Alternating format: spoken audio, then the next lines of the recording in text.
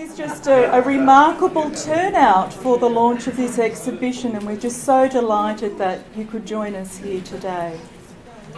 To begin, I would like to start with an acknowledgement of country. The University of Wollongong would like to acknowledge the traditional custodians of the Alari, Wadi Wadi and Dharawal peoples, whose land we stand on today. We would like to pay our respects to the elders of past, present and those of the future. We're delighted to have you here, and we welcome you for the official launch of our latest exhibition, 24 Boxes, Unpacking the Cochrane Papua New Guinea Collection. We are honoured to have so many special and distinguished guests present, and a number of who have travelled to join us here today. And we'd especially like to welcome, now bear with me, this is a long list.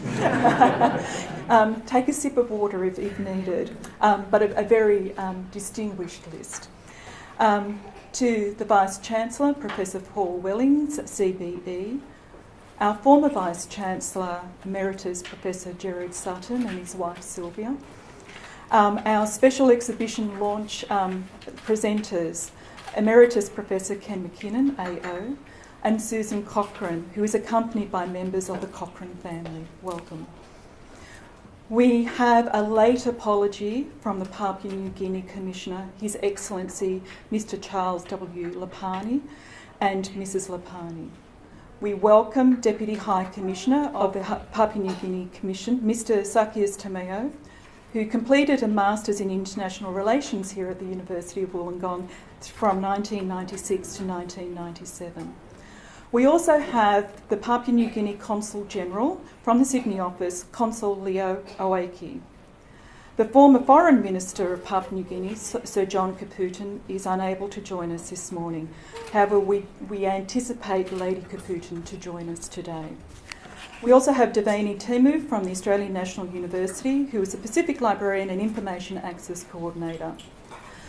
We also have from the University of Wollongong staff including Emeritus Professor Ted Wolfers and Associate Professor Paul Sharrod, who assisted the library staff in bringing this exhibition together. We also have a number of students who are studying here at the University of Wollongong from Papua New Guinea, and we welcome Lieutenant Colonel Nicholas Henry, who's undertaking a Masters with a major in Project Management, Major Craig Mana, who is undertaking a Master of International Studies, and we also have present Colonel Joseph Fabula. We'd also like to welcome Dr. Jude Phillip, the Senior Curator from the Macleay Museum, Yvonne Carrillo-Huffman, Australian Museum, Wendy Gallagher and Fiona Sullivan, State Records, New South Wales, and staff from the Wollongong City Library, including Mark Norman, the City Manager. The University of Wollongong Library is committed to its vision for transforming how people engage with information. And this includes the development of our special research archival collections held by the University Archives. The Cochrane Papua New Guinea collection was created by Percy and Renata Cochrane while they were living with their family in Papua New Guinea after Percy's appointment as Senior Broadcast Officer at the administration of Papua New Guinea in 1949. Renata Cochrane, a trained teacher and writer, was later employed by the administration as a publications officer. Over the next 16 years, the Cochrane's public occupations and private interests converged in their efforts to photograph, record and document facets of New Guinea cultural life and the work of the administration and Catholic missions.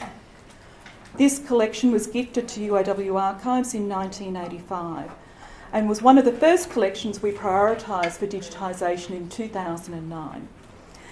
The Cochrane Papua New Guinea collection is the most widely accessed digital collection held by the archives here at the University of Wollongong. So much so, it recorded over 40,000 visits to the collection, to the digital collections, and over 5,000 downloads were recorded in 2015 alone.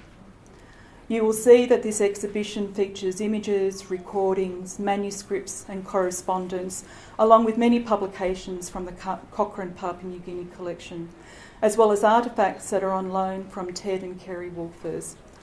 and further information has been curated to provide you with a richer experience in which to view and experience this collection. I'd like to take this opportunity to introduce you to Susan Cochrane. Susan will be our first speaker. Susan is an independent researcher, curator and writer, specialising in Pacific art and art history since the 1980s. She's conducted extensive fieldwork-based research, commissioned exhibitions and consultancies in Papua New Guinea, New Caledonia, Australia, Taiwan and many Pacific Island countries.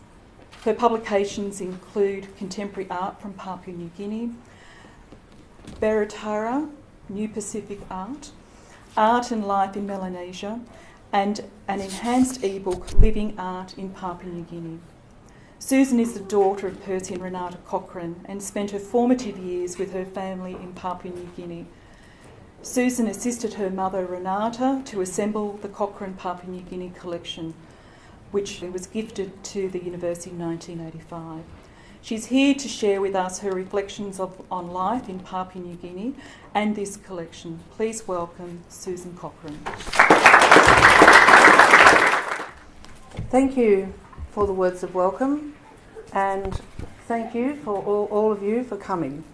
This is really gratifying to see the marvellous work that's been put into digitising this collection and how much interest there is now around it. But firstly, I would like to acknowledge the people of Papua New Guinea, for whom and with whom all this material was collected. This is their story. A heartfelt welcome to all of the guests mentioned so well, so perhaps I will not run through the entire list again, but just call you all distinguished visitors and Cochrane family members. It's very honoured that you've all come to the opening of this exhibition.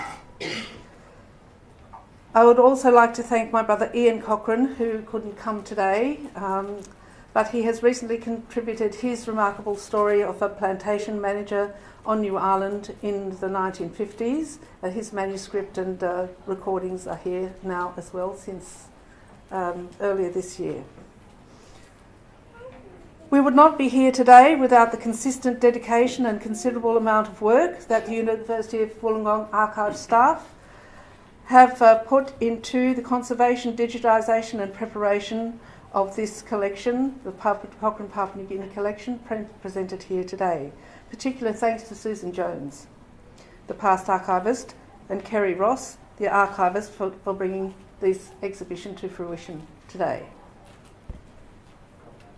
What is in these boxes? What do they represent? More than a valuable stash of documents and wonderful images of the people of Papua New Guinea from the 1950s to the 1970s, this archive is about relationships. At present, we are neighbours, but we have become strangers. The majority of Australians today are not familiar with the lifestyles and aspirations of Papua New Guineans. We are not frequent visitors. Nothing attracts our attention except political crises and natural disasters. But this is vastly different from the relationship between Papua New Guinea and Australia that I grew up in.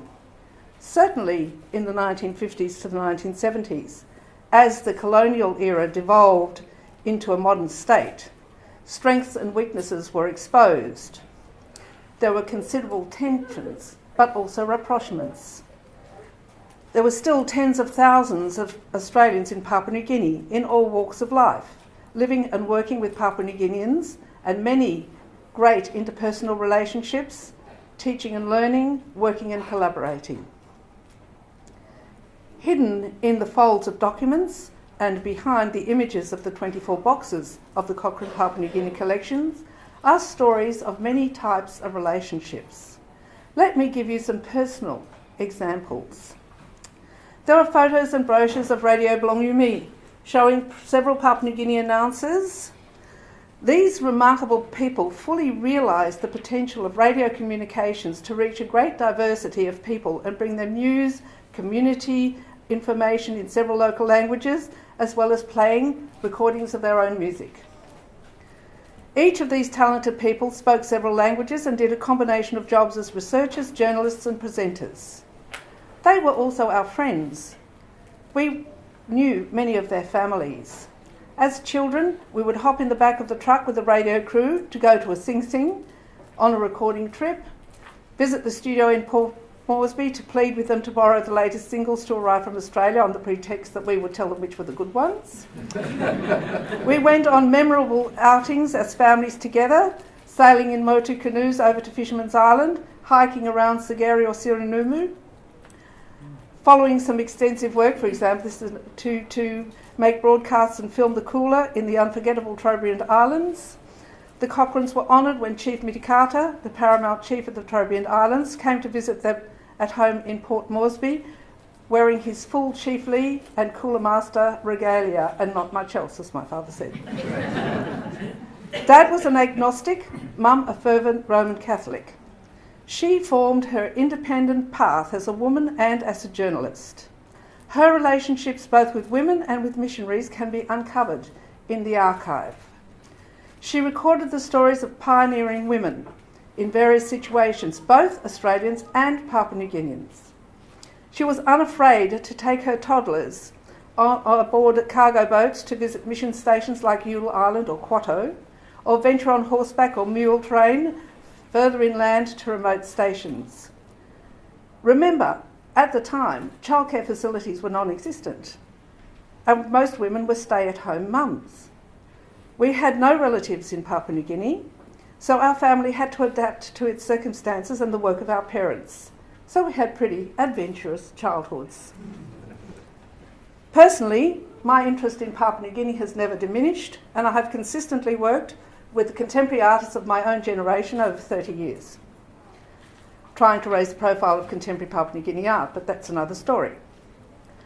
After my parents retired and moved to Sydney, they maintained their activities and interest in Papua New Guinea. Mum returned several times to write United Nations reports on the progress of independence. Dad completed his recordings of radio programs to be disseminated by the BBC, Radio France and the ABC.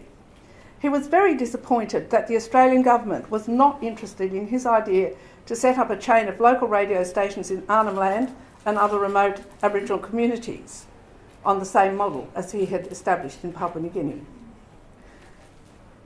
By the late 1970s, when the Australian-Papua New Guinea relationship segued into the post-colonial era, they felt, like so many other expats, that their work had been neglected and as unimportant. And in that backlash in the post-colonial era, there was a bias against anyone that had been involved in Papua New Guinea, and they were all tainted and tarnished with the brush of, a bit of a over-the-top reaction. However, after Dad died in 1980, Mum and I started to sort through a huge pile of material in the garage in their house. The way that this collection is formed is the system and ordering that Renata Cochrane organised for it. I guess that in doing this, it brought her some closure to the most important of both, a period of both of their lives. She died in 1983. In the early 1980s, it was the new School of Creative Arts at the University of Wollongong, which gave me the opportunity to undertake postgraduate studies as in a Master of Arts Honours and followed by a doctorate in the understudy field of Papua New Guinea art and art history.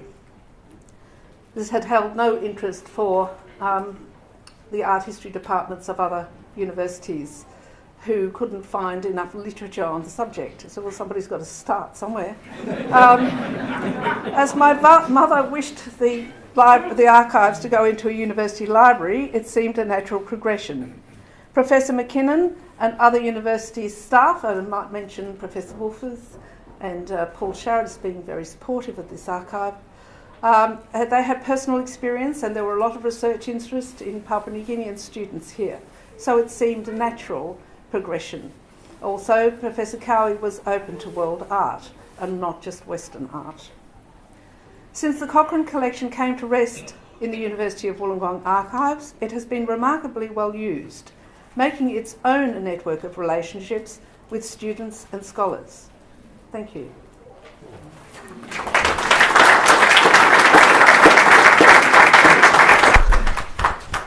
Thank you, Susan. And the University Archives, the University Library and the University is grateful for this exquisite time capsule of Papua New Guinea. So thank you. Our next speaker is Emeritus Professor Ken Mckinnon, AO. Professor Mckinnon is one of Australia's most senior public figures with experience at the highest levels in government, universities, schools and private industry. His career has included work for national and state governments, national organisations, the university sector as a whole, and many individual universities in Australia and internationally.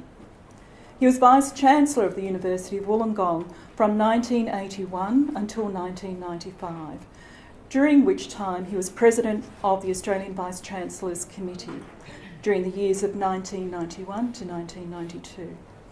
Other significant appointments include Chairman of UNESCO, Chairman of IDP Education Australia, Vice-Chancellor of both James Cook and Charles Darwin Universities, and from 1995 to 2009 he was a consultant to higher education in Australia, New Zealand and the Pacific.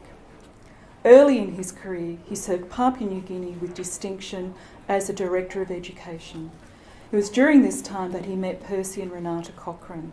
Please welcome Professor Mckinnon. Thank you for that introduction and welcome to all my one talks, which is a nice general word for everybody present of high distinction and ordinary. So you may take it that I'm very pleased to see you here. I'm sorry that His Excellency Charles Lapani wasn't able to make it. I knew his father very well, and I was going to tell some stories about him. and similarly, that Sir John Caputin hasn't been able to be present because I've known him since he was 18. And so I'm going to talk anyway, informally, about this collection and how things were at the time. I went to New Guinea in 1954, April 1954 to be precise. I was appointed to the headquarters for what the director was pleased to inform me halfway through was a mistake. But I found myself seated in what was Konidobo, the government headquarters of the time, a series of corrugated iron sheds, halfway from here to here a fence, nothing from there to the ceiling, and seated next to Percy Cochran. I thought he had the most desirable job it was possible to have. He was sent out, of course he had to work in the afternoons, 4 to 6 in what was called the Native People session, but he had to go out to different parts of Papua New Guinea and record the dance clothing, the stories, the music, and everything that could be recorded about particular groups, and hence you have this kind of exhibition. I had two other people that taught me a lot about Papua New Guinea. One was Lapani Watson, Charles Lapani's father, who was a clerk at the time in Treasury and who could not be promoted because the way the colony was run by us colonialists said you had to have a matriculation and beyond that if you were going to get any promotion. So my task for him and some of the P&G people would know, Oala Rarua, who was later very much in the public eye as independence loomed. I was told to spend 4 nights a week teaching better English to them, which involved going from town out to Kila Kila School with tili lamps, and the content was what we devised, and on the way out and on the way home we talked about our respective cultures. There were other people who taught me a lot. what you might call the doorkeeper at the education headquarters was a man called Toa who later became a member of Parliament from the Hanabata area of Port Moresby, which was right next to government headquarters. And he was the only one who knew how to talk to locals. The rest of us were all still colonialists. So what that gave was a sense of every community in Papua New Guinea didn't even think about it, but had, and passed on through elders, a whole series of things about what dance consists of and what you must do and when, and what kind of clothing you should wear, what are your main stories about your family origins and so on. They didn't have what Samoa has, which is lovely, a high-talking chief who introduces every substantive meeting and tells the story of generations. It takes a hell of a long time, I can tell you. I've sat through a few. but Papua New Guinea was exactly the same, and one of the questions is whether it still is that, and whether that's a good thing or a bad thing. Anyway, I eventually went out to various outstations and spent 4 years in Daru, which I went back to 3 weeks ago, and it's like it was then, only worse. But it did teach me, because it was deeply, nothing happened without the local way of life being implicated in it in some way, and I'll come back to that in a moment. In short, what I'm really saying is that Papua New Guinea is important for its cultures as for anything else. And there are 7 million people, they say. Don't believe it is an accurate count, and 800 languages, and don't believe that's an accurate count either. But what's the important thing about it is that they aren't dialects, they are languages. I myself have found a group of 1,400 people halfway up the Fly River not understood by anybody around them at all. And so, as it were, making a country out of all those separate, different people is a tough task. But it's a task where each part of the country, each group is very clearly supported by its own culture. Somebody said there's 7,000. I don't know how many there is, but it's a lot. And I subsequently learned more as I went to inspector schools, which took from the west Dutch border out to Misima in the east, and several hundred miles. I was supposed to call on every school, etc. But everywhere, each time you went, somebody would welcome you with a dance and music, and usually a gift. I had a lot of gifts that I passed on to visitors, but one that remains in memory was in Southern Highlands. The person greeted me at as I got off the airplane. It was a newly opened area at the time, and gave me an axe. And he must have thought that I was pretty skimpy in my appreciation of this gift, because he said to me, "That's a proper axe." Still not confident that I was looking at it properly. He said, "It's a proper axe. It's killed people. See the blood." So anyway, it invoked in me a lasting appreciation for the cultures and the importance of them, which is the more important thing. Eventually, I got to be the Director of Education, and at that time, 1966, sufficient emergence from colonial style had got to the point where we were starting 2 universities, one in Port Moresby and one in Lae, University of Technology in Lae, some members of which are meeting tomorrow morning.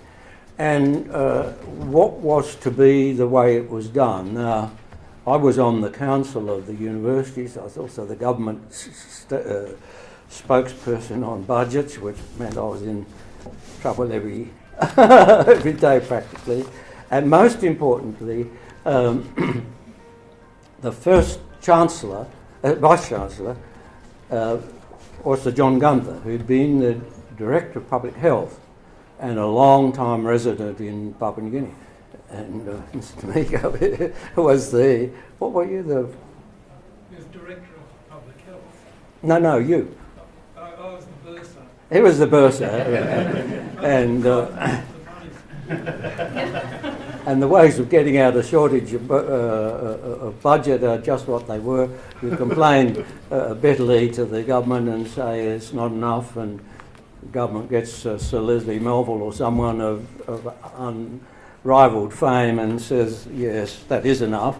But Sir John Gunther was a man of high repute and of a great empathy with Papua New Guinea and Papua New Guineans.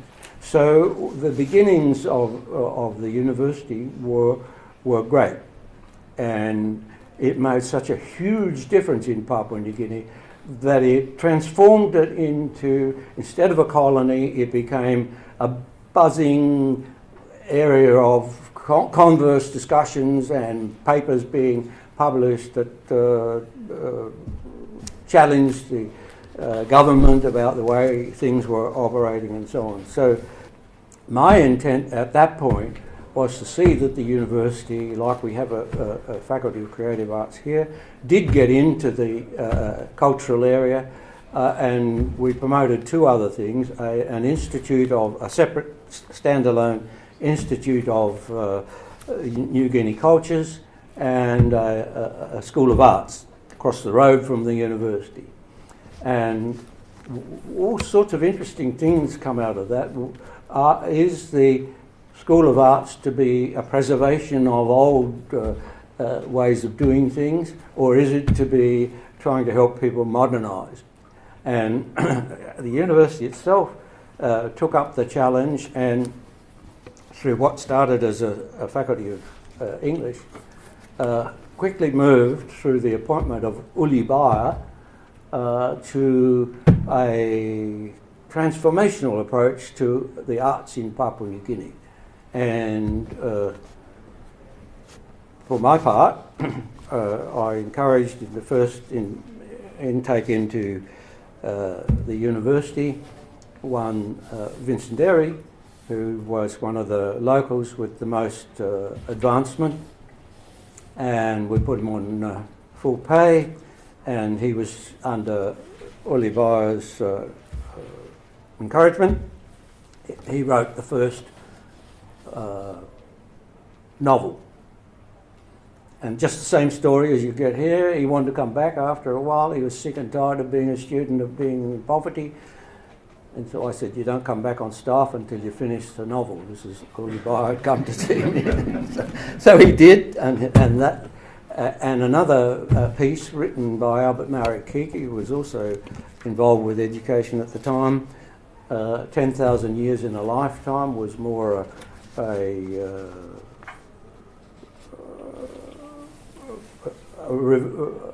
probably best called an autobiography, but a real analysis of the times.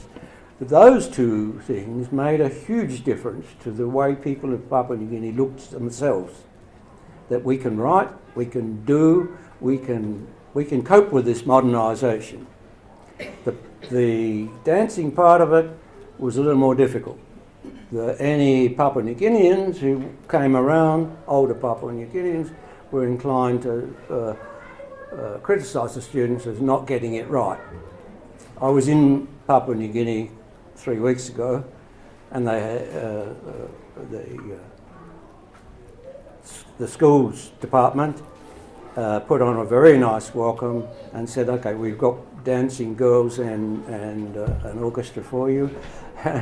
Well, the orchestra consisted of a genuine Bougainville group who play for gigs around Port Moresby, but they had been criticised in my time for using, by the way, the orchestra consists of bamboo flutes put together in various combinations and lengths, but they are not supposed to be played as they play them now, with some of those thongs that people wear around their feet, and which now give the real pizzazz to, and it was great stuff, and it obviously is employable.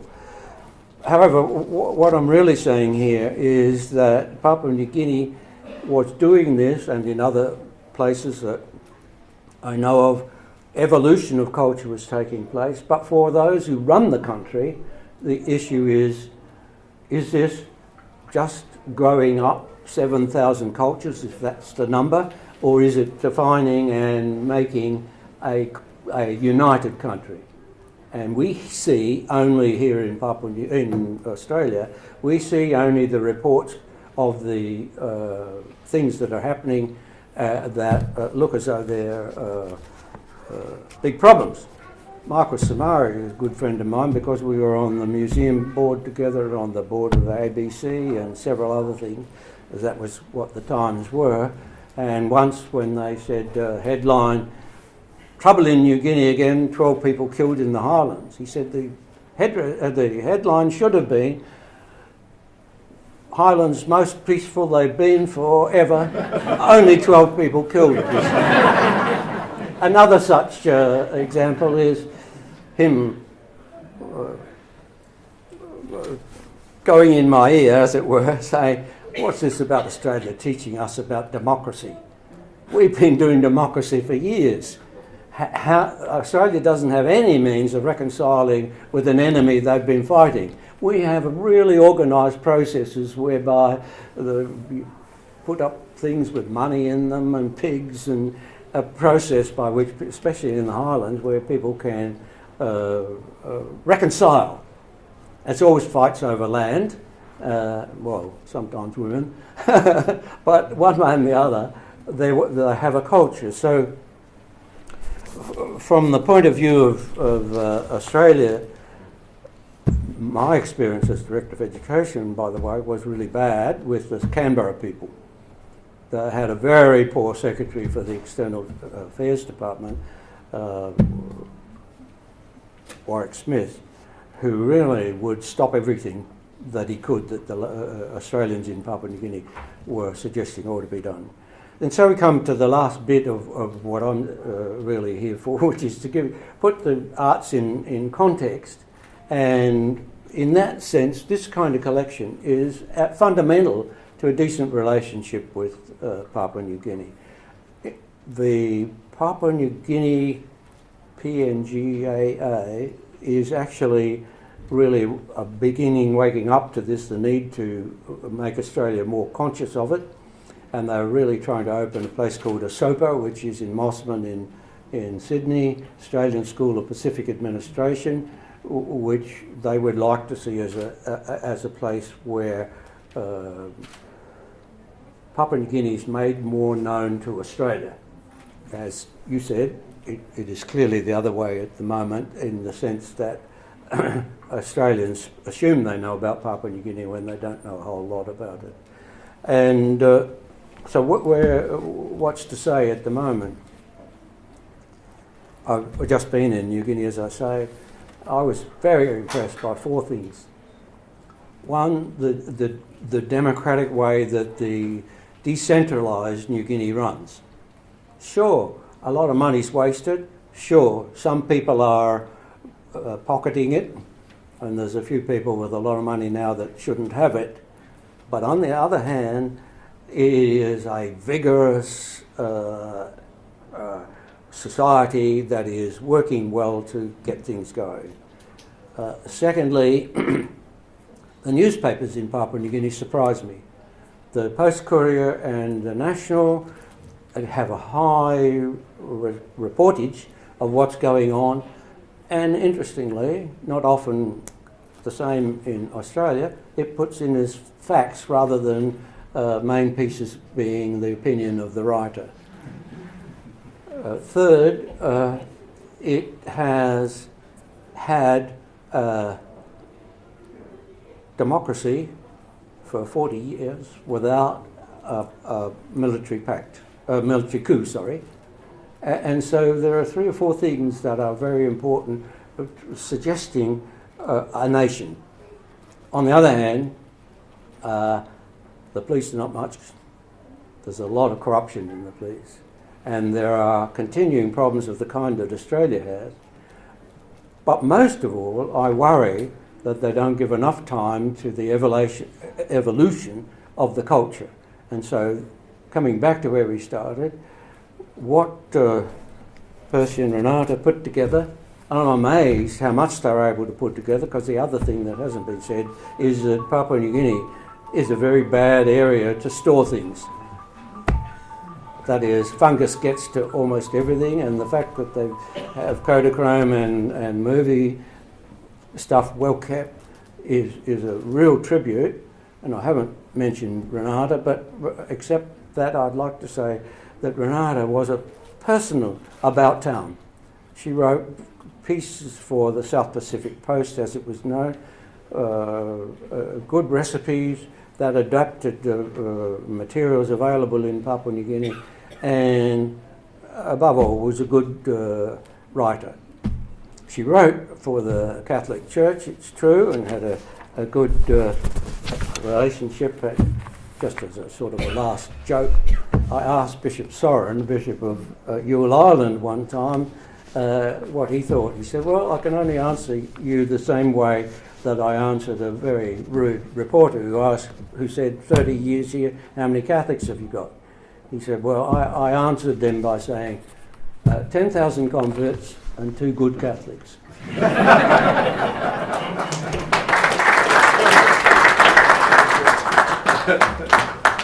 Thank you very much, Professor Mckinnon. Let me extend a very warm vote of thanks to our speakers today, Susan Cochrane and Professor Ken Mckinnon.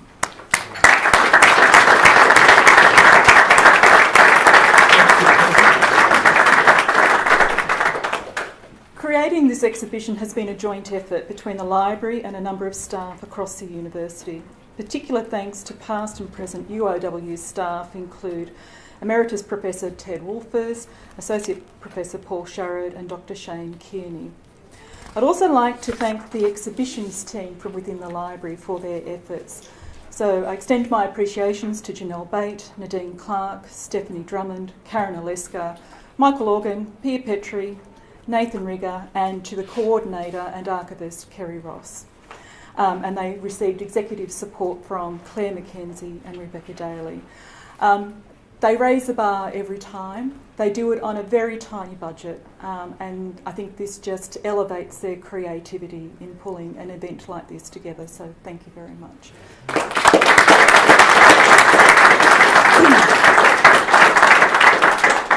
To add to this exhibition, there will be 2 special presentations. The first of which will be this Friday, on the 27th of May, next Friday, at 12:30 in this room.